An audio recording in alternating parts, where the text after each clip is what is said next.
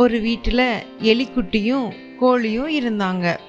ஒரு நாள் கோழி ஒரு நெய்யப்பம் சாப்பிட கொண்டு வந்து எலிக்குட்டிக்கு கொடுத்துச்சு. எலி அதோட வங்குக்கு எடுத்துகிட்டு போய் சாப்பிடலான்னு எடுத்துகிட்டு போச்சு.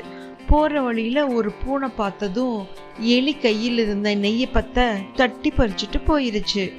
பூனை எடுத்துகிட்டு போகும்போது அந்த வழியாக பறந்து வந்த காக்கை இந்த நெய்யப்பத்தை பார்த்ததும் சாப்பிட ஆசைப்பட்டு கீழே பறந்து வந்து பூனை கையில் இருக்கிற நெய்யப்பத்தை கொத்திட்டு போயிருச்சு. காக்கை மரத்தில் கொண்டு போய் வச்சுக்கிட்டு காக்கான்னு கத்துச்சு. அப்போ அதனோட வாயிலிருந்து நெய்யப்பம் கீழே விழுந்துச்சு.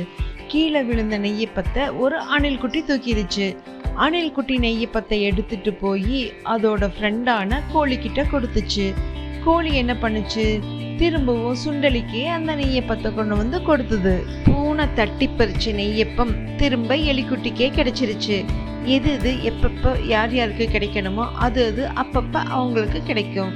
இதுபோல் சுவாரஸ்யமான கதைகளுக்கு நம்ம சேனலுக்கு சப்ஸ்கிரைப் பண்ணுங்க.